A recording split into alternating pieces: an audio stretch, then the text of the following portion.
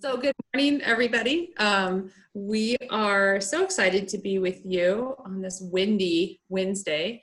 And my name is Lisa Tschauner. I'm with the Center for Entrepreneurship and Rural Development at the University of Nebraska at Kearney.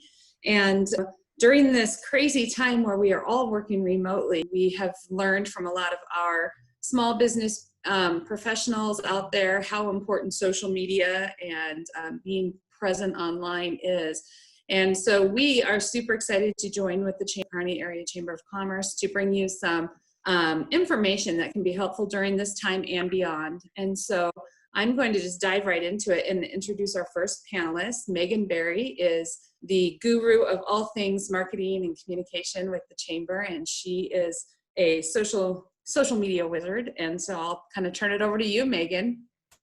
Thank you guys. Thanks for everyone who's tuning in today. I am Megan Berry and I'm with the Kearney Chamber. I've been there for about 3.5, almost 4 years. And one thing we've done really well is develop a brand. And that's what we're going to talk about today. We're going to talk about brand identity, because now more than ever on social media, online, you have to make sure that your brand is showing through with all the clutter that's out there. So I'm actually going to do 2 parts today. The first part is going to focus on branding, and then the second part is going to be talking about actually creating the content, which is one of my favorite parts. So we'll just get started. So again, we're going to talk about branding and creating, and we're just going to get started with branding. So what is a brand? Why is it important? Why does it matter? That's a huge question that you need to talk to yourself. Well, what does my brand mean? What is it saying? Why does it matter? Well, your brand is basically your name in a sense. So my brand is Megan Berry, right? People know me by my name. So it's pretty important. It kind of can tell people who I am, what I do, by just that meaning. So like I said, it's really important. It confirms your credibility with your consumers. It creates a customer loyalty. It helps you clearly deliver messages. It also helps you emotionally connect to your customers with whatever you're trying to do. It is your face. It is what you're known by. It's really important that you make sure that you're getting whatever you're doing out to your people and they know and understand you.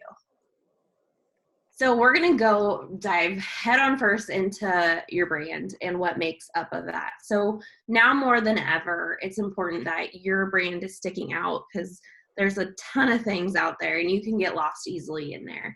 So the first thing when you're building your brand, because I believe it's one of the most important parts of your business, is to know your purpose. I always liked this question because it just gets me like really excited and like it resonates with me. What is your why? So why do you show up every day and do what you do? That kind of then helps you create a mission, a value, and a vision statement. It gives you that purpose. It gives you that drive. A very big, key, important part to what you do and who you are. The other big part of your purpose is who you serve. So I love this slide because it really shows who the chamber serves. It is our members. That is what we go to work for. We're trying to help these business owners succeed by doing whatever we can. So this slide makes me really happy because our members are what are making this slide up. And luckily, we're in a business that we actually know these people by name, so it's even more special, but you got to know who you're serving. So the other part of that is knowing your voice. In Chamber World, we kind of serve the business community, but we're also serving the community. So we want a voice that is approachable, but yet professional. So we're a little bit more casual with how we're addressing people online. Lauren does a great job explaining how important voice is with one other time that she talked on our digital marketing club about, how if you're more B2B and you need to be a bit more formal with your voice, there's just different avenues you can take with that. She did a great job with that. So I learned a lot about our voice from her too. But that kind of then develops into, what is your position? What do you want the people to hear? What do you want your customers to hear? What do you want your focus to be? The other part that goes into that is your identity. So that goes into your logo. What do people see when they hear my logo? What pops in their head? So hopefully, if people think of the chamber, they think of our chamber K. That's my goal as the marketing director. But what also does my logo represent? Is it representing my voice, my purpose? We'll kind of show you how our logo does that at the chamber. The other cool part is, this is where I'm going to geek out a little bit, is the colors you are using. What do they represent? There's a whole interesting field called color psychology, that different colors are going to resonate different emotions and feelings to your end customer. So think about it from there. Even your typography, like what does that say about your brand? And then you have to apply all of that. So that's a lot of information to throw at you all at once.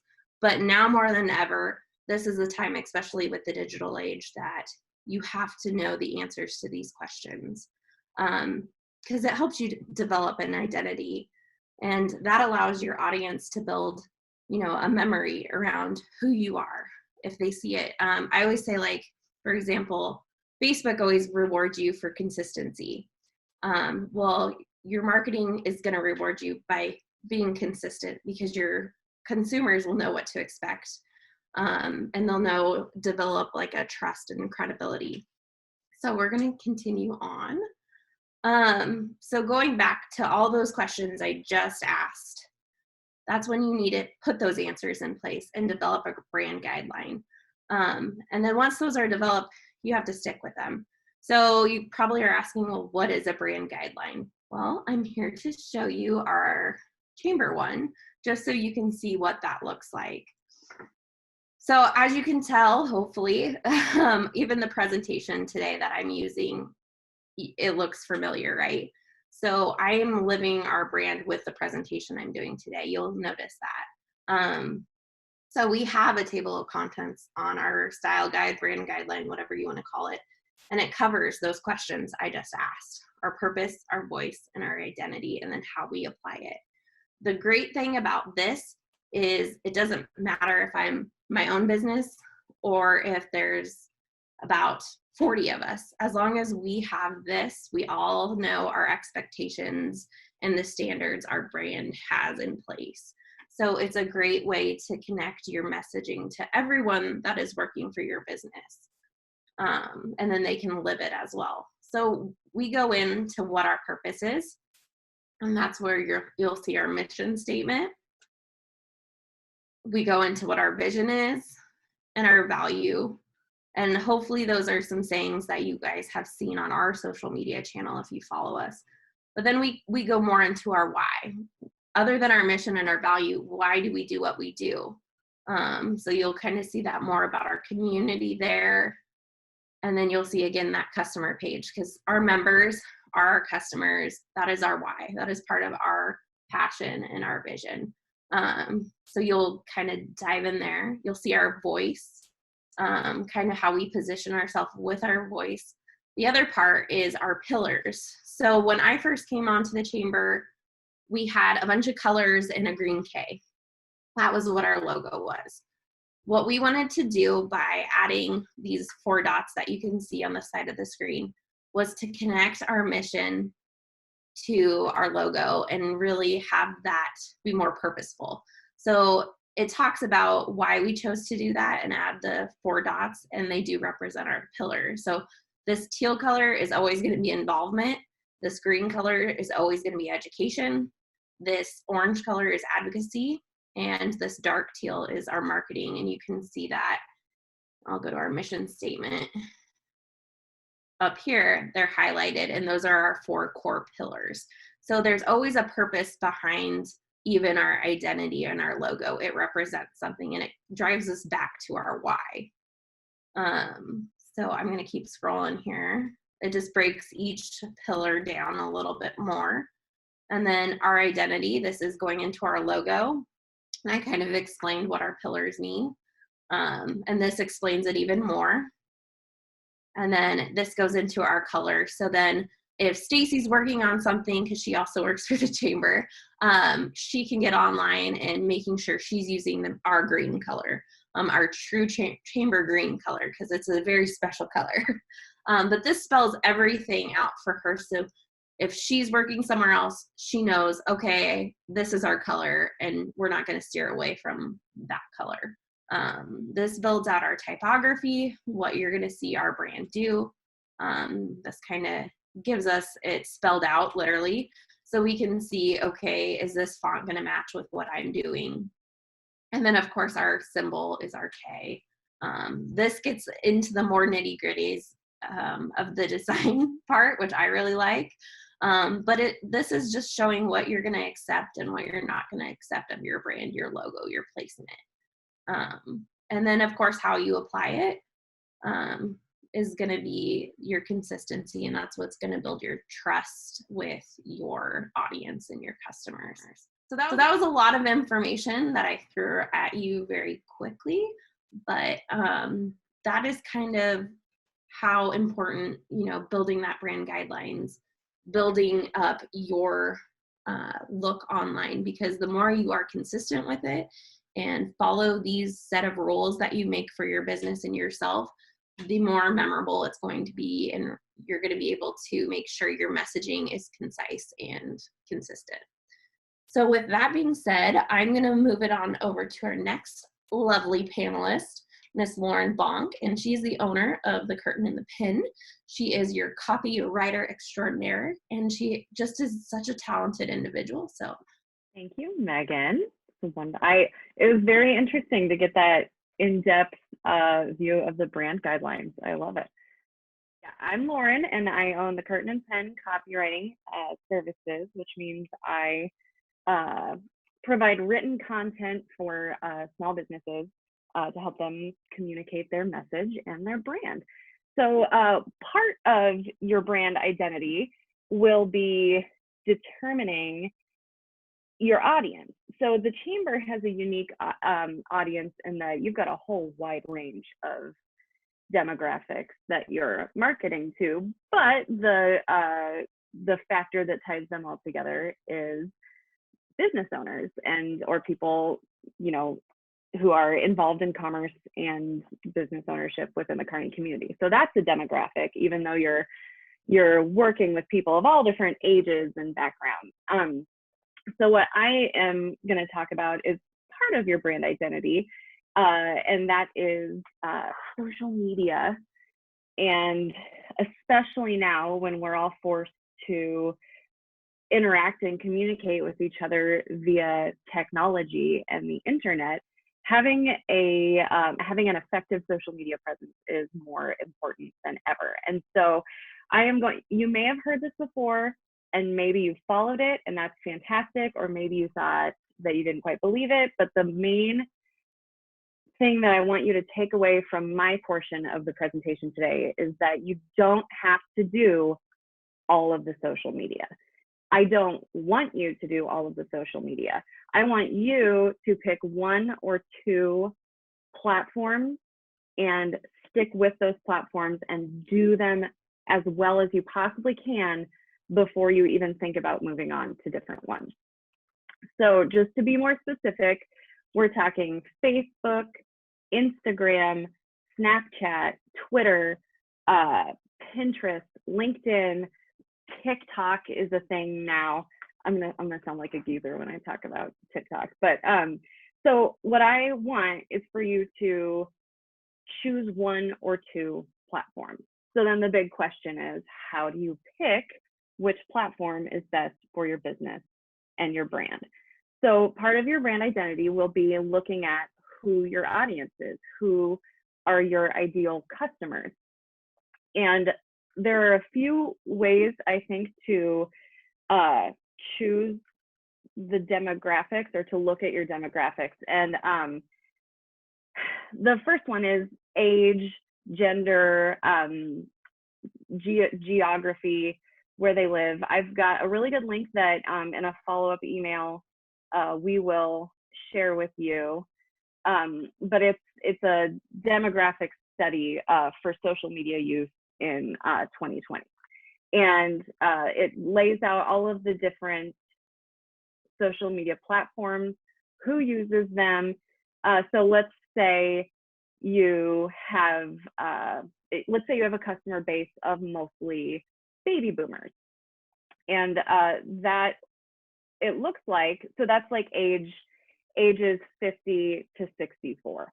And what this will do is lay out all of the different social media platforms. So Facebook is the top used social media platform. At the moment, these things always change, but it's been pretty consistent throughout the demographics. And you'll see that teens have significantly dropped in Facebook use, but that just depends on your business. Most people aren't marketing straight to teens because they don't make a lot of the big household financial decisions. So what you're going to want to look at is who are your customers and what social media platforms are they using the most. And this, we'll share this link with you. It's really detailed. I thought about screen sharing it, but it's pretty overwhelming. So you want to look at, choose your age groups that are your customers and go from there. The second part of choosing your social media platform is what kind of content can your business most effectively provide. So platforms like Instagram and Pinterest, Facebook to an extent are highly visual. So if you say you have a retail operation or you do craft, something that has a really good visual imprint, are going to do better on platforms like Instagram and Pinterest and Facebook. If you are more data-driven, service-based, is more storytelling, more information that you want to get across, Facebook is also good because of long-form posts are popular right now. If you've got some nice accompanying visuals, that's good. But if you've got a lot to communicate that is data, information driven, something like Pinterest is not your best bet because that is just a wall of photos. If you're giving tips, you can create some graphics that communicate that that's what you're giving, but you want to really analyze what kind of content you can put out. And so, for example, one that's really data driven and more networking based would be LinkedIn. And some people, that's more of a business to business, internal networking kind of a platform, and you can still use it, but if you're creating gorgeous pieces of ceramic pottery, you're gonna spend your time and your money much more effectively on a visual platform. So to recap my rambling, you want to look at your demographics, look at your customers, and do some research on what platforms they use the most. Secondly, analyze what kind of content will communicate your brand the most effectively. So the next step is, once you've chosen your social media platforms, what are you going to put out? What types of content will do your brand the most service? And one way you can look at that is if you have existing social media platforms already, they will have an internal insights section or metrics, or they use different words for it, but Facebook and Instagram use the word insights. And you'll want to go into your ad manager, go to the insights, and you can look at all of your posts for the past who knows how long, and it'll show you the levels of interaction that you get with those posts. So that's a good place to start, is you can see these certain types of posts just don't get any interaction, and it's time to reevaluate those. The ones that get the most interaction, you want to look at them and see, are they good? Can we improve on them? Do we need to do more of them? So self-analysis of what you've already got going on is a fantastic place to start. If you don't have anything existing, then that's okay too. I would highly recommend looking at the big wigs, the major players within your industry that are already established, and look at what they're doing right. If they are high on your radar, that means they're doing something right. So obviously you don't want to copy exactly what they're doing, but there's nothing wrong with seeing what your audience which is their audience, is responding well to. In terms of, there are lots of different types of content. You've got, oh, another social media platform I did not mention is YouTube, and that is way up there. If you've got something that can be communicated well through video, YouTube is skyrocketing right now. So when we talk about types of content, there are user-generated content. If you have something, so for example, a really good example I found was GoPro, which is a camera, a portable camera option. And they share a lot of content from the people who use their equipment. So if you have a service or a product that people can show how they're using it, that is a really good way to highlight the strength of your product or service. There is video, which you can do yourself. You can hire somebody. We've got lots of fantastic videographers in the area. Graphics, PicMonkey, Canva, WordSwag. There are lots of options out there for you to create graphics that look like you know what you're doing, even if you don't. Going live is also a really big deal, and a lot of people don't like to do it, but you should. So live streams are really good on Instagram, on Facebook. And then if you've got data to present, infographics are a nice palatable way to present data to people who may not like to look at a bunch of words and information. But most importantly, if you can showcase you, if you can give people a peek into what daily life is like, what things run on, Megan touched on it before, I'm sure everybody else is going to.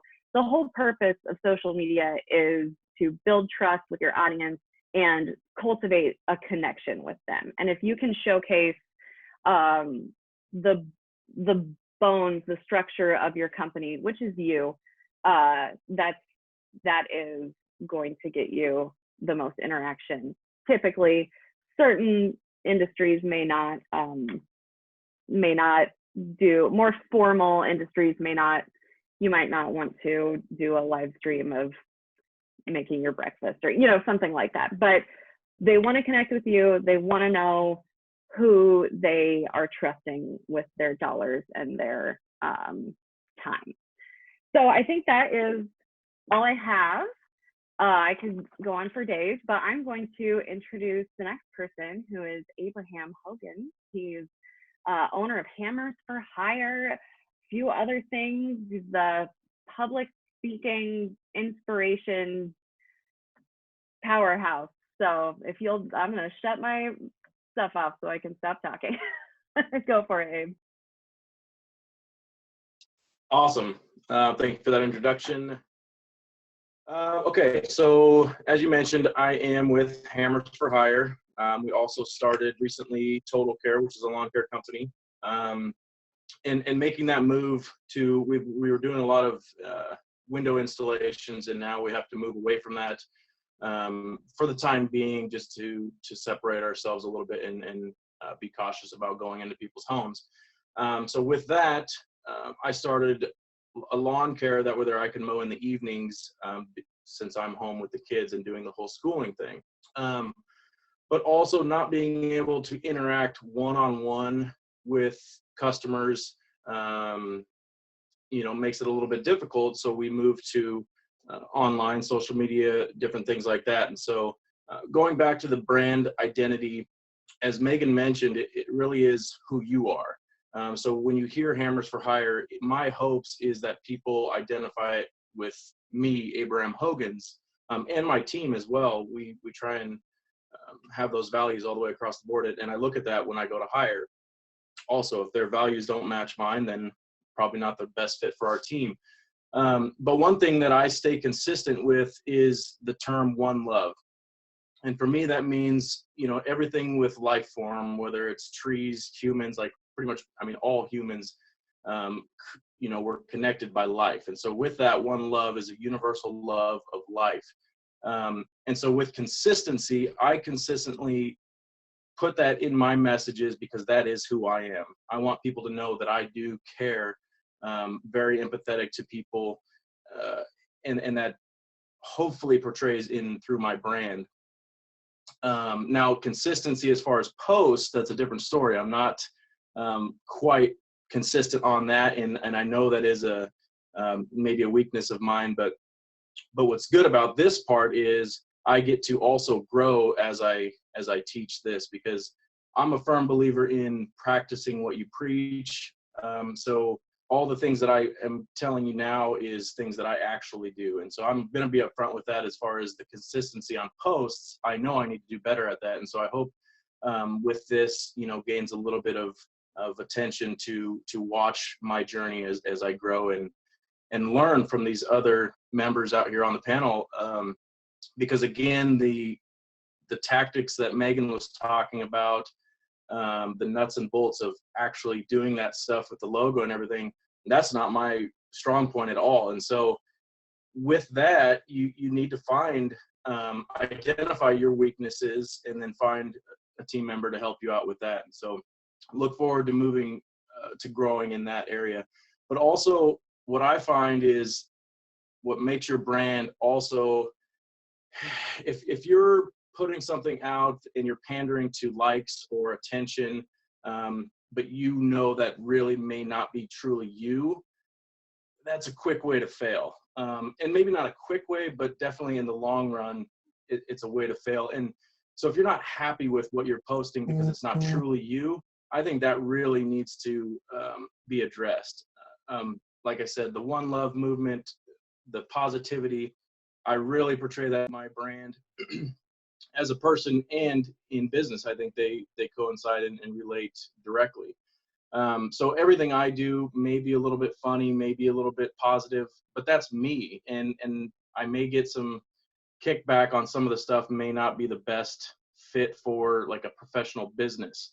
Like this morning, I did a live video on how to do a haircut. And as you can see, I look like Fester Adams now. But with that, like, so some people may say like, wow, man, you might want to step back from that. That's not exactly professionalism for Hammers for Hire, but also that's me. And so I'm not going to pander to just to be professional, even though we need to be professional. That is me. And I think that's okay to throw that in there every once in a while, to let people really know that's who you are. And then building a foundation upon that and upon what you do on social media. So I try to get back to all the comments. If somebody says, hey, nice job or something, give them a thank you, follow up with that person, cultivate those relationships, because that's building your foundation as a brand. When you just, you know, if you get some comments through and then you push them off like, oh, no big deal, people feel that, not directly, but subconsciously, emotionally, psychologically. So when you reach back out to them and tell them thank you for your comment or whatever it is, that just builds that foundation in those relationships even more. And again, going back to your brand, if maybe that isn't you, maybe you don't care about those comments and stuff, and so you're not going to get back to them, and so that directly reflects your brand, and so maybe that isn't who you are. So maybe you need to find a partner or somebody that can help you with that is going to build those relationships, because I think the relationships, especially on social media, that's your foundation, because I can't give people hugs over a screen like this. And I like hugs, I like handshakes. So in order to do that, I have to just comment and message. And that's the way we build the brand and the foundation of moving forward. And also with live videos, I don't script a lot of things as this. I have a few bullet points, but I'm not really scripted, because that's me again. That's who I am. And so, again, you just have to really identify who you are as a person. And for me, Snapchat is a platform that I use because it's on the go. I can record a 60-second video and then it's done, and I don't have to worry about editing it and things like that. And so that works for me, not going to work for everybody. Live videos work for me, because again, I can just push play or push record or push live, whatever it is. And so just find your comfortability and then try, taste, do, especially now, if you have the extra time, just do something, because if you think about it, nobody really cares. And I say that with compassion. I say it because we do care, but at the same time, if I make a video about how to cut my hair goofy, that's going to be the talk of the town or whatever for a moment, and that's it. And nobody's going to care about it tomorrow or the next day or a week from now. So just know that even though people care, really we don't care. I mean, and I say that, hopefully you know what I mean by people don't care, because they have their own issues going through, and they have their own day-to-day that they have to operate. And so just try things. If it happens to work, analyze it, do more of that. If you do something and it doesn't work, analyze it, fix something, try it again. Just do. That's another saying that I like to just do the dang thing. That's what I always tell the guys, just do it. And if you fail, you can figure out how you failed and move forward. And then again, like Lauren mentioned, what are you comfortable with? There's a few platforms that I'm comfortable with. I'm not comfortable with writing a bunch of stuff on text form. And so I'm not on LinkedIn. I'm not on some of those other things. And so what's comfortable with you. And let's see what else I had for a good way, I believe, to grow an audience and grow trust and relationship via social media or digital marketing is the info that you give. Right now, we're giving free information right now, and it's for the taking. And you can Google anything you want and get the free information. You can also pay for it. But I feel I'm going to be doing more of education on how to do certain services that we offer. That way there, if you feel like you want to do it yourself, go for it. But also giving that information, letting people know that I know what I'm talking about. I know what I'm doing. I know my strong points.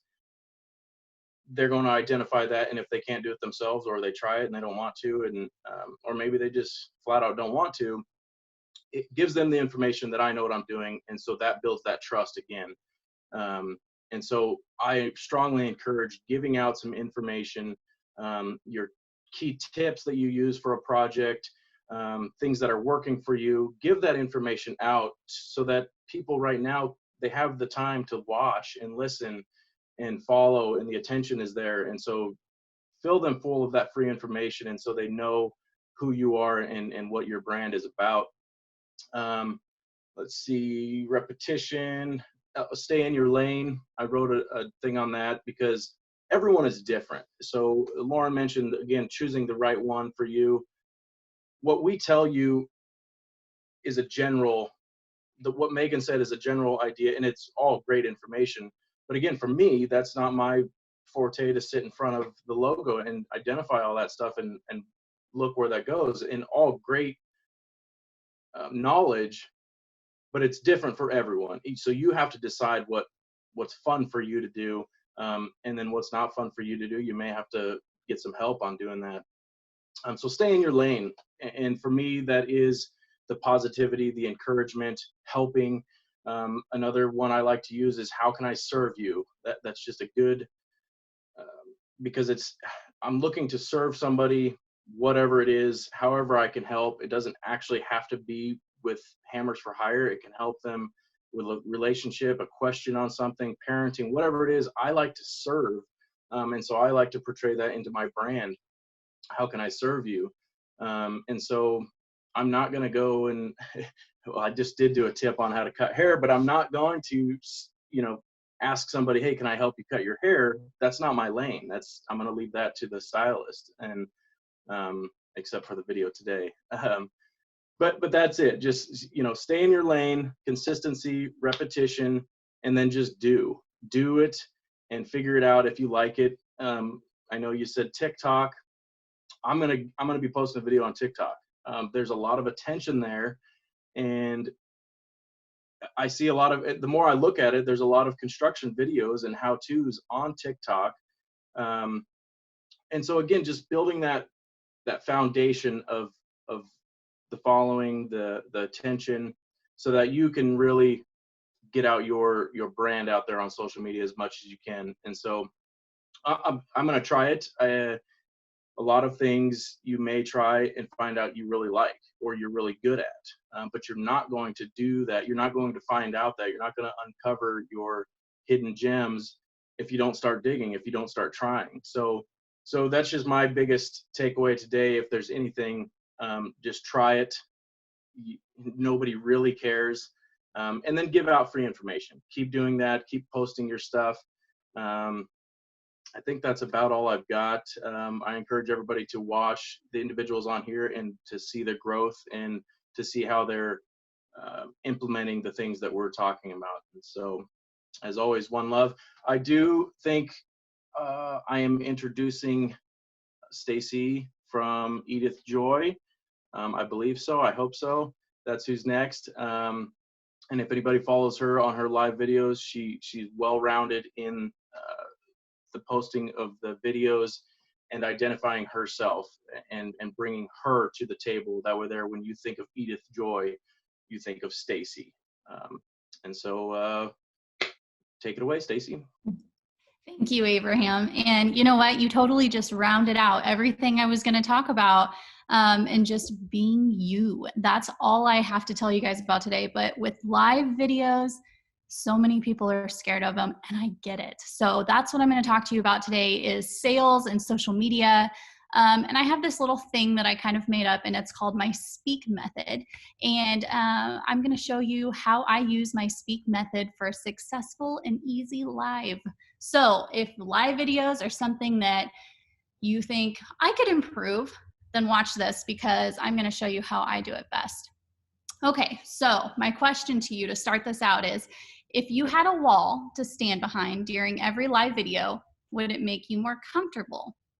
What about a metaphorical wall? This stands for every single part of what your business is about. Live videos are often something that people are fearful of doing. They get nervous. They worry about what to say. They're afraid they won't be able to interact. That speaking in front of a crowd is nerve-wracking. I totally get it. Like I said, I totally get it. But what I would like to add is this question. Why would you be nervous to talk to your friends? My ultimate goal when someone walks through the door or comments on a post for our business is not first to make a sale, it is to make a friend. We have ingrained our brand motto into every single aspect of our business, including our live videos, which helps ensure that we are prepared for every person, question, task that walks through the door. So ask yourself, what is your motto and how can you make it a phrase that you stand behind? Abraham was just talking about how his is one love. He stands behind that. He uses that in everything that he does. And I recognize it. When I hear that, I think of Abraham. So come up with something that's your own. I wasn't going to share mine, but I think I should so that you guys can really understand where I'm coming from. So mine is style and grace in a comfortable space where kindness is given room to blossom. And we try to take every single word from that and add it into everything we do, like I was saying in our brand. So from everything from how we package your product when you walk out the door into our live videos, we put that style, we put that grace, and we put that kindness into it. We build our friendships. That's what we do. So let's talk live videos. There are 100 ways to make yours stand out, especially if you want to blow a bunch of money. We all know that there's those apps out there. You can download them and you can add onto your presentation. You can add your pretty little logo in the corner. You can help with inventory reporting. You can have it pop up and show you who's watching. But what it doesn't do is present you. When people shop with you, they want the you experience. Specifically in my sector, in my type of business, I'm a boutique owner. I hate to say this, but we're a dime a dozen, especially online.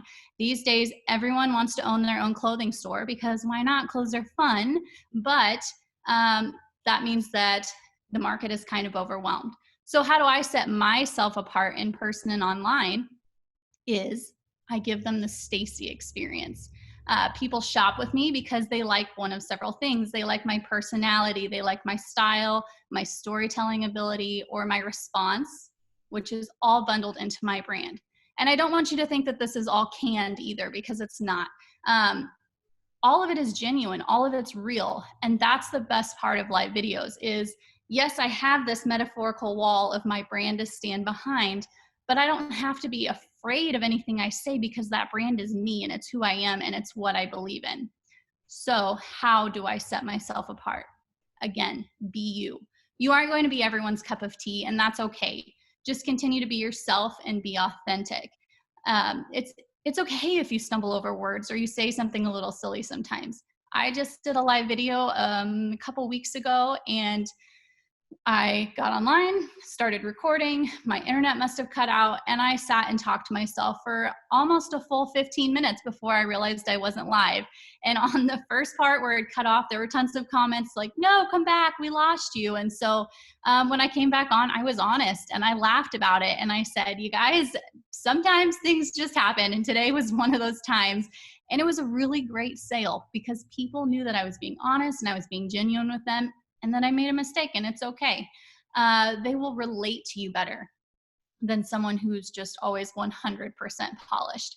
Just remember who you are, what you want to provide. So for me, top-notch customer service, the best pricing, easy purchasing, et cetera, et cetera. You know what you want to provide. And then remember why you do it, because you love it. However, don't go into every live video with no direction either. It's important to have bullet points and to know the goal of your video. And so I'm going to show you how to do that here. This is where the speak method comes into play. So number one, schedule a time for your video. I think that we talked a little bit about that in the previous three that went before me. They each said something about knowing how to read your insights and that kind of thing. We are going to have another webinar on May 5th. And it's going to be the same people here, but we are going to go into detail on that kind of stuff. It's very important. So if live videos, if posting on social is your thing, make sure you watch the May 5th one so that you can learn how to make these the most successful for yourself. So with that, I say I look at my insights to see what is the best time to schedule. It also helps if I plan to do an impromptu live. So let's say I get a new pack of clothes in and I really love it. I can say, well, I know 4 o'clock in the afternoon is the best time for me because I've looked at my insights. And so I'm just going to do a quick live at 4 o'clock, and it'll be a surprise, and maybe not a ton of people will watch it, but maybe a ton of people will. And I might sell that whole entire pack of clothes before I even get it into our inventory. It's happened. It can happen. Your customers love it when you pay attention to them. And that's one way that you can pay attention to them without them even knowing. Again, building friendships. That's how you do it. Another thing, plan to spend at least 30 minutes preparing for your video. Get everything set up. I wish you guys could see what's around me right now so that you could see how I set up for this video, because I set myself up for success. Even though I knew my computer was charged, I have everything here in case it starts to die that I can. I have my computer propped up on a paint can so that I am looking directly in the camera and I'm identifying with you and you can see my face clearly. That's all very, very important for your live videos because people want to see you, they want to know you, but they need to be able to have everything kind of set up in a successful way. You're going to have 30 minutes at least where you're live. Read any blog, read any Google, anything, and they're going to tell you, try to stay live for at least 30 minutes. And 30 minutes can seem overwhelming, but guys, we've already been live here for 45 minutes. It goes quick. So don't get scared of it, because once you start chit-chatting and maybe answering some questions, saying hey to every gal who pops on, it'll make it go quick. And then also you're going to want an hour after your video to answer questions, send invoices, organize yourself. I don't want to scare you away from live videos, but just like any other business tactic, live should be something that you put time and effort into. All right, number 2, pick a theme. For my boutique, I like to choose a certain category because it helps to get the right people watching. If I don't say that I'll be going live with shoes, I might have 10 people who start watching my video and then they realize they don't really want to buy any shoes and they leave. We don't want that. You don't want watchers to leave. The longer you have people watching, the more Facebook's algorithm, stinking algorithms, will share out your video. So do your best to present what you're going to have. Hey, number 3, think of 3 questions you want answered during the video. This is fun for me, and I put some time and effort into this because you'll see why. They can they can have, you know, the product that you're selling, or it can just be a fun interaction option. You just have to make sure you repeat your questions often throughout and that you're able to answer them to encourage others to share. Because if I give you 3 questions, but then I don't answer myself, why do you feel like you need to answer me? I don't know anything. You're not giving me anything, so why do I have to give you anything? And that really is the mindset. It might seem awkward the first few times. You might seem like you're having a conversation with yourself, but once other people kind of start getting more comfortable with you, they will start answering, and then other people will see them answering, and it kind of becomes your culture, and people just know, hey, I got to interact. She likes it when I interact. A really great example of this, let's pretend it's National Ice Cream Day. So you can ask, what's your favorite brand? Do you have a favorite flavor? Have you ever used these super awesome ice cream scoops that I sell in my shop? They're $8 and they're a great gift for Mother's Day. See how easy that is? Do a little research along with your scheduling, and you'll find that it can be super easy to make those questions just fall into place. All right, number 4, adapt. So this is a big one, and it's something that I feel is a very learned experience. Things aren't always going to go 100% like you plan. Be prepared by expecting it, and you'll be fine. Just remember that you're doing a live video and you're selling items you love. We talked about this before. These are things you love. Think of each product that you have as a child. You can kind of see some of my children in the background here. I love them all. And I'm sad when they go out the door, but also happy. You love your product. You can talk about your product all day. And if you can't, that's okay. Just move on. Make it quick. Say as many nice things as you can, and then grab the next thing. The major thing is to keep on pace, because people will get really bored just as easily as you will. Sometimes when I listen to myself talk, I get bored. I'm chatty. I'm a totally chatty person. And if I hear that in myself, I know other people hear it too. So just, even if it just seems awkward, like you cut it off, just move on. And you can even say things like, okay, I've been talking a little too long here, guys. I'm going to move on, because people will giggle, they'll laugh, and they'll go, yeah, she was, but it's okay. We like her. We're ready for the next thing. All right, so last one, number 5, make sure you know your rules. People will ask questions. They will ask questions that you never would have thought of, so be sure to think it through.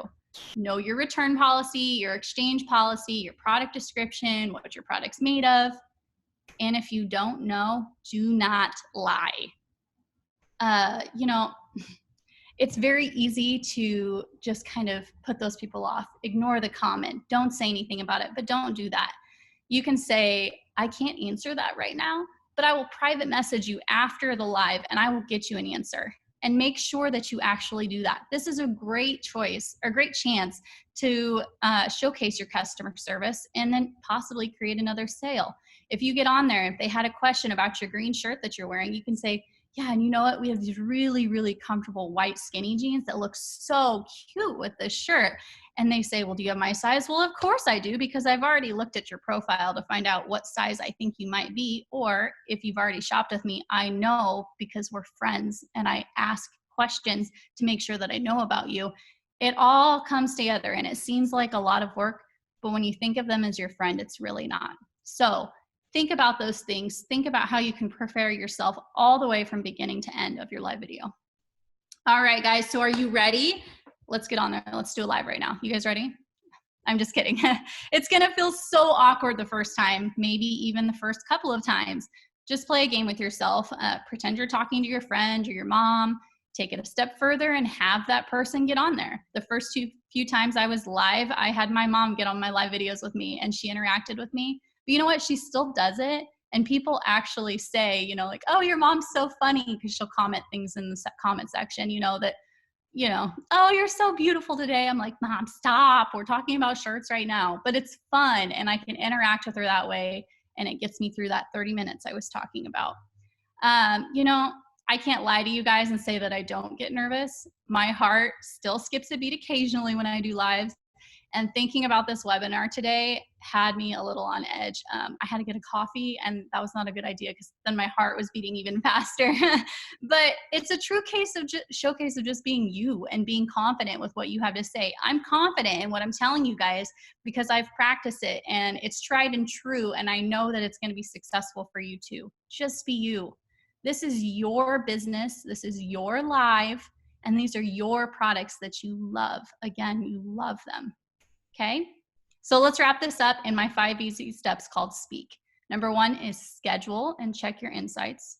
2 is pick a theme. 3, encourage interaction with questions. 4, adapt. And 5, know your rules. Thank you guys for watching today. If you have any questions about this, make sure you write them down. If you had any questions for the people who went before me or Miss Lisa, who's gonna come after me, make sure you write them down because we will have a little Q&A after. And thanks guys for watching. I hope that I taught you something new today. And if not, PM me, let's be friends. I'll teach you some more. Have a great day. And Lisa with Center for Entrepreneurship, I can't say it. I can't say CERD. It's at UNK. She's up next. Go ahead and introduce yourself, Lisa. Awesome. Well, thank you so much, Stacey. That was fun. And thank you to all of you who I have learned a lot this morning. So this is great. So yeah, I'm Lisa Tschauner with the Center for Entrepreneurship and Rural Development. You guys also see my colleague Elise Hoffman there. She's kind of we call her the wizard behind the scenes, kind of making everything happen. And as Stacey mentioned too, if you have questions, I forgot to mention this in the beginning, but please just post them in the chat room or the chat window, and we are going to take questions at the end of this. The one thing that I'm really taking away from all of this, I think we sometimes lose sight of social media. We forget that we look at it so much as something that we have to do as part of our jobs, as part of our brand and everything, but it is social. And so I really like what everybody has been talking about in terms of being yourself. I do teach a social media management class at UNK, and I'll talk a little bit about that toward the end of my presentation here. But, you know, blogging, posting, videos, live videos, all of those things, it's a way for your customers and your audience to get to know you personally as well as professionally. And so the social part of it really is there for a reason. And so if you can kind of keep that in mind when you're doing all of this, it does really help. And I did also want to mention, I think Stacey talked about the next webinar we have on May 5th, just in case we forget to go over this. This will be on all of those metrics, like going back and checking and seeing who's watching your videos. How do you know what's the best time to post? So we're going to go into a really deep dive on that on May 5th. I believe it's at 1 o'clock in the afternoon, but Megan will be sharing some information on that, and we'll all be reposting it. So make sure that you keep an eye out for that. So I have just a few slides. I am going to share my screen really quick. We'll just kind of go through this really quick. I just have a few things because Megan is going to follow up, and she's actually going to show, if you guys want to stay on, we'll take some questions, and then Megan's going to come back and she's going to show you guys how to create a image. And so I want to make sure that we leave time for that. So I'm just going to talk really quick about virtual meetings. We did a small business survey when the pandemic crisis kind of impacted a lot of our small businesses, and something that people had questions about were virtual meetings. So we'll go over that quickly. A lot of you, especially Lauren, talked about target customers and how to find those. So I'll just add a few more points to that. We'll talk about how to reach them and some tools to organize yourself and to create that schedule. So something I want to mention, that virtual meetings, we've had several of them. I've had lots of one-on-ones as I've consulted with business owners.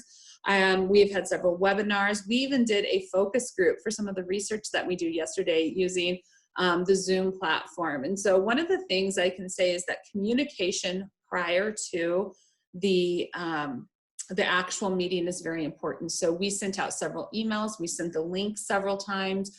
We asked people, if you've never used Zoom before, here are some things to do. Get on a little bit earlier. Make sure that you have the software and that you've tested it out. Make sure that your microphone is working, that your camera is working. Find a place where you can be quiet without distractions. There's even more detail that you can go into. When we did a webinar for basically everybody in central Nebraska regarding the stimulus, business recovery and stimulus package, we created what you see behind me is a virtual background. We changed our backgrounds and we had like 5 or 6 of these available for our panelists. So sometimes it's preparing that way so that you can have your brand behind you. Another big thing is finding a platform that works well on all systems. So whether it's, you know, OS or Mac or a Windows-based system, you want to make sure that the platform you're using works for everybody. Most of them are pretty versatile. There are a couple that I have listed there on the side of the screen: Zoom, Google Meetups, GoToWebinar, and usually it's just takes a few minutes to download it if you haven't used it before, or create an account. And so that's something that you want to make sure you also communicate.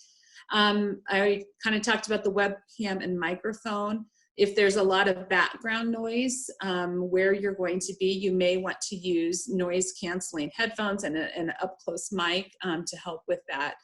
Have an agenda, so kind of have a plan of action of what you're going to be talking about and what your expectations are. So if you're expecting somebody to go over, you know, the monthly P&L, make sure that they know that you want them to do that, and ask if there's a way that you can help them, if you need them to share a screen, if they want to practice doing that, give them the opportunity. Again, try to find a place where you're not distracted. I've had some meetings with classmates and stuff, and a lot of times there might be, you know, their kids are there or asking questions, and that's just, you know, try to find a place and a time where you're not going to be distracted. Let the people around you know, hey, I'm going to be on a video call. It's going to last 30 minutes and I need, you know, I need to be able to do this, and let them know that so that they can plan accordingly too. And it's just respectful of all the other people on there. Another thing we've taken full advantage of is being able to record meetings. And most of those platforms that you see allow you to do that. So, and then you can go back and if there was information you didn't get written down or questions that you had, you can revisit that. So the next thing I want to talk about is target customers. And Lauren did a really great job of talking about kind of the demographics and psychographics. A couple things I just want to mention. Some of the ways to find out who your target customers, because sometimes people are like, well, I'm not sure what this product is. Of course, we want everybody to buy all of our products and services. So identify, you know, I go back to, I know it sounds kind of corny, but fishing.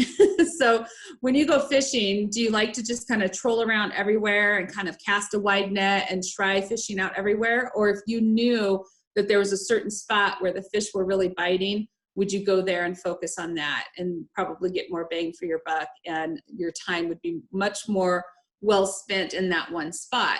And so identifying where your customers are at. So a good way to do this, I know it seems kind of stalkery, but identifying your competition and kind of watching what's happening on their social media platforms, how are their customers are interacting, seeing what their customers are doing, because those are also your customers. And how can you find ways to kind of be interactive with some of those same, whether it's a cause or another business or an organization that those customers are involved with. So see what they're doing, see what they're liking, see where they're commenting, see the things that they're sharing on their platforms. And that kind of gives you a little bit of an angle in to capture some of those, to understand those customers better and to kind of start building that customer profile. Psychographics is a big fancy word that we use. Basically, it's the demographics are the facts about people. The psychographics are kind of, what do they do? What do they like? What interests them?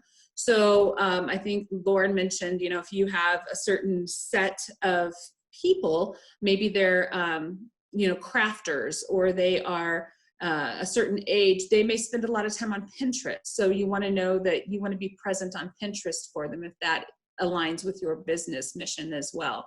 So understanding what people do, where they're at, how they're absorbing content, and how they're interacting is really important. And then identifying some trends. Something that we do is, you guys are all probably familiar with Thursdays. So if that's a trend, something that's happening on social media, get on board, find a way that that can work for your business, and create posts that kind of support that trend, and it allows you to be timely and relevant as well.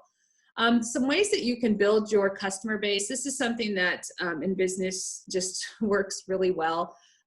Being really organic in what you do. And the way that you can do that is to ask your customers what they want. Just really, it's honestly that pretty basic customer validation. So ask them, hey, this is what I'd like to do. How would you guys suggest I do it? And then they can jump on and give you tips and strategies, and they feel very vested in your business. They will share your information. It creates loyalty when you are building that customer base organically. And again, it's that word of mouth that gets around. And on social media, it's sharing posts, it's forwarding stuff to other people, it's liking people's posts. Then there's also the other side of it, where if you have a certain goal that you want to meet, you can really get into a lot of the paid options online. Facebook is a big one. When you create ads or posts, you can boost those, you can pay. That Facebook algorithm is out there working for you. And if you have the budget for it, it can be very effective for a short time. So I thought this was a nice image to show you kind of, figuring out your demographics, the lifestyles, what are people doing, what are their behaviors online, we kind of went over that, and then reaching them. So what is it that you can do that's going to trigger certain behaviors? And for each platform, kind of creating who is your audience on that platform and understanding who that audience is. It could change from platform to platform. So that's something to keep in mind. And as Lauren mentioned, you don't have to be everywhere. My suggestion is pick one or two really strong platforms and really focus your energy there. Develop that media plan and what the message is going to be. Something that in my business that I owned prior to coming to UNK, we had posts pretty much every day, but we weren't always selling. We would create that balance, the balance of what we were doing, when we were doing it. We wouldn't always be selling. We'd provide education. We'd provide those personal little tidbits, those personalized stories. So we kind of tried to balance it out so we weren't always pushing forward information with the same thing. And then, of course, scheduling, which we're going to go into next. So when you post online, it's important to make it easy for people to understand what you're posting. So if you look at this little image that I have right here, you will see we have the day, the date, what the purpose is for that post, what the content is going to be, and where we're going to put it. And then you'll also see who's responsible for it over to the left there. And so make it accessible. So I can see, for instance, when Elise and I are doing stuff, I can look and see, oh, this is what she has planned for this day. So I put my post to this day or that day. So if you're working with the team, make sure that they all know what's going on social media, because they will get questions. And then share and repurpose other people's posts. So I talked about competitive businesses. There's also this thing like companion businesses. And so if you can find other businesses that align with yours, that maybe you do business with, that you're partners with, you can share their post and create links to their sites. And that also increases that SEO. And we're going to talk a little bit about that in the next webinar. Make it matter. Don't just put fluffy stuff out there all the time. Make it something that does matter and that people usually can take action on. Make sure you kind of have that call to action. And again, like Abe mentioned, be consistent. Consistency is seriously that foundational ingredient to your online marketing mix. So another way that you can get involved, if you want to learn more about social media, there's always workshops. The Chamber with this digital marketing club is doing a great job. Something that I recommend to small businesses that I work with is, we call it kind of a social media inventory. But if you can share your links and your social media platforms with people that you trust, maybe people that are doing it really well, you can have them review it for you. Just have them take a peek at it and give you tips on, oh, this is great, this post was nice, maybe if you would have done this, or if you would have shared that. That can really help you get better at social media management. Another thing, with the College of Business and Technology at UNK, we have some really awesome students that are great at managing social media, and that's actually a focus of theirs. And so we have internships. We have students that are looking for internships in this field. So if that's something that interests you, please reach out to me and I can get you in touch with our Career Center, and they can help you with possibly identifying a good intern that might at your business. And as a small business owner, I can help you in terms of funding that through our certain grants that the Department of Economic Development has made available for small business internships. And then another thing that is available, you can always take a class on it and really immerse yourself in social media. The class I mentioned that I teach is Marketing 388. It's called Emerging Marketing Trends, and it's really focused all on social media management. And you can kind of dive in and create a social media marketing plan for yourself. I think that's pretty much all that I had to go over. So Megan is planning to go to show us some techniques on how to create great graphics. So. All right. Well, thank you. I hope everyone has gotten a lot of great information and been able to take it down, because our panelists have been amazing, I personally think. So I thank them for sharing. I'm going to go back to sharing my screen, and we're going to talk about creating, which is probably my favorite part. With that, I'll kind of walk you through the chamber. We use a couple different things. So I have a graphic design background. My favorite platform is Adobe Illustrator. It's a lot more advanced. You got to kind of know what you're doing in there. Feel free to invest in that and play in it. And that's really the best way of learning that tool. But there's also Canva, which is more of a web-based program, and it's a lot more user-friendly, especially to the beginning level. The other part that we use is a program called LucidPress at the chamber. That is what we use for our newsletter, because here's the thing, not everyone's going to have experience with InDesign or Illustrator or any of the Adobe suites. Canva is not great for a lot of text content. LucidPress really does have a good user-friendly web-based program that is more driven for those newsletter type of things. So again, it kind of goes back to knowing what you're trying to do, knowing your purpose. So now that we know our brand and what that's all about, and now that we know what platforms we're going to be on, because Lauren shared that with us, we know our message, we know, okay, we have a schedule starting, we know what we need to do. There's probably a chance that you're going to need to prepare some graphics. So we're going to talk about Canva because it's a very user-friendly, affordable tool for people who need help with graphics. So when you need to do a very quick turnaround image or for social media, Canva is a great tool. What can it do? Oh my gosh, it can do whatever you can put your little imagination to. It can create certificates, posters, flyers, social media posts, covers, banners, ads, whatever you kind of need, they got you covered. I will actually show you by just going to Canva and logging into an account that you've made. There's so many options. Here's just some that they suggest for you. Facebook ad, the nice thing is they already have the size that you need, so you don't have to guess around like, okay, Twitter's this size, Facebook's that size. You can really just go ahead and start exploring. They also have some that are pre-made for you. So, hey, you don't have to do that much work. All you have to do is kind of open it up and make it geared towards your brand and who you are and what your message is. So here's kind of what a landing page for Canva looks like. Tons of options, right? So that could be kind of overwhelming, but it's going to make your life easier. So what I recommend to do and what we do at the chamber is we have one document in Canva that hosts all of our social media imagery that we want to use for either Facebook, Twitter, whatever we're on, whatever channel is right for our customers or the person we're trying to interact with. And then all you have to do is add your branding tools in there. And I'm going to show you that in our next thing. But it makes it really easy. They have, like I showed you, templates already made, so you can just sub in your stuff, your content. If you don't have a lot of stock photos, I don't like personally using stock photos because I feel like it takes away from our identity a little bit, because I want people to know this is us, this is who we are.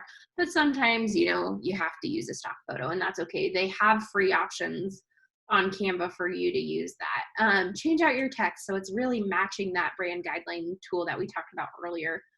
And again, know your purpose of what you're creating and why it matters. So this is something I always just kind of keep top of mind when I'm creating. So I'm going to kind of walk you through what our chamber social one looks like. So one of our things that I talk about is our why is our members. Well, people like people. They like to see people. So we try to do posts where you're seeing our faces too, or we're sharing your faces. So here's just an example of one. If I want to do another photo collage, I can keep this and just sub out different pictures.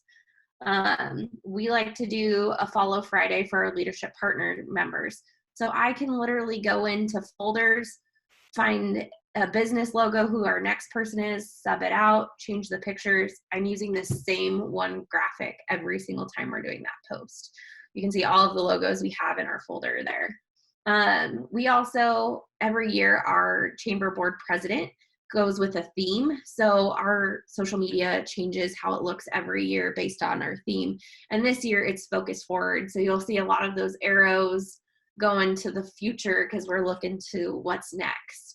So that's kind of how we develop what our social media plan is going to look like every single year, is around that kind of motto that we want to get excited about. So then you'll see that's kind of what forms our graphics. We welcome our new board members. I make sure our logo is on there when we can. If I have a motto or something, we're still using the hashtag. Whether or not the hashtags are relevant, you can figure that out one for yourself. I think there's no really rhyme or reason. It's more of a user preference, but that's kind of what that's going to look like. Anytime we post about legislative stuff, it's going to look a certain way. And we really just change out the background here. We change out what bill we're supporting, and that's already done for me. So I'm not having to spend more time recreating the same post over and over. It's already done. As you can tell, another legislative post. This is a great post that I can literally just change out the pictures and change out my font here.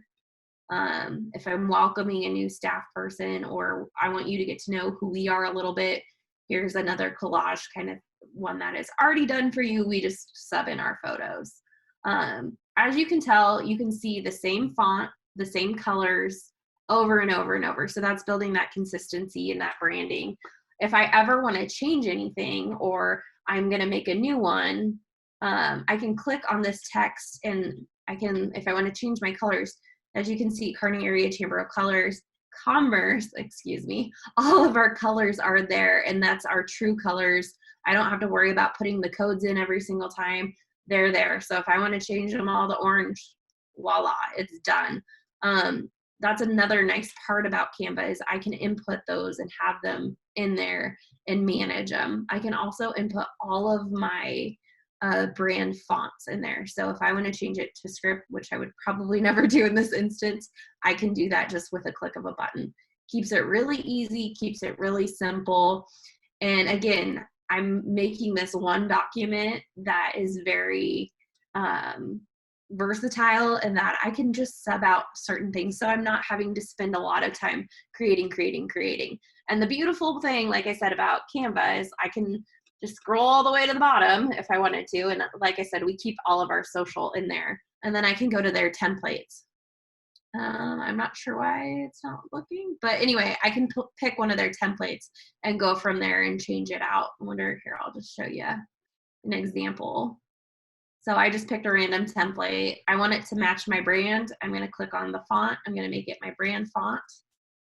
I want the color to match my brand, and really making sure that I'm living that brand guideline that I showed you earlier. We call it our brand Bible.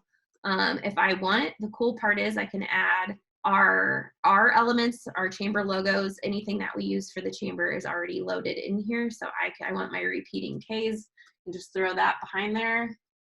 I can fade it out a little bit so they're not so distracting. I can throw our logo in the corner, and that took me maybe a minute to do all that, but it kind of looks like my brand. I don't use black font though, so Stacey knows that that's one of my pet peeves, so I'd make sure to change that to match our brand guidelines. But that is just how easy it is. Once you have all your tools in place, you can take a simple, already created for you graphic and change it out with just using your brand and make it connect back to who you are, make that identity known and more consistent to who you are.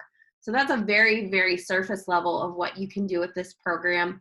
You saw my presentation, that was done in Canva. This was all done in Canva. So there's a lot that you can do with it. And I would love to explore more. If you have questions or anything you want to know more about, I'd be more than happy to discuss that further. But that's a very brief top level overview of Canva. Megan, we had a question. Is the ability to load up all of your brand assets part of the free Canva, or do you need to pay for the subscription? You know, it is part of the subscription. I think I'll let you do just a little bit, and you can set some set colors in there. But if you want your fonts and all that stuff in there, I'd recommend, it is pretty affordable. I would recommend just going ahead and purchasing that, because you're also getting a lot of more free elements from them to buy, you know, go ahead and making that purchase. Now you can get by with, you know, the free stuff too. That's an easy, there's some workarounds there that, you know, if you don't have to pay for it, I understand. I don't like to pay for stuff if I don't have to, but I would recommend just getting that extended service, because you can do so much more and it just makes your life easier. But yeah, that's pretty much all I have for creating. I mean, I could talk hours and hours, because this is my sweet spot, that it's just a fun thing to do. You get to be creative, you get to showcase who you are, and there's a lot of problem solving too, to making sure your messaging and your brand are aligning together at the same time. But yeah. Any other questions for any of our panelists? I think that'll wrap it up, I think. If you have other questions, we will have all the contact information for our panelists, all of the slides that were shared today, and links. I think Lauren mentioned a link she'll send out, and I'll send my slides so you guys can actually see them. And May 5th at 1:30, I believe. Am I right, fellow panelists? So May 5th at 1:30, we will be taking a look at how to measure what matters on social media. And we're also going to have a Google Analytics expert. So Jessie with Grow Nebraska is going to be one of our panelists as well. And she's going to talk about how to use Google Analytics to measure and use for your marketing. So yeah, so thank you. Enjoy the rest of your Wednesday and stay safe and well. Thank you.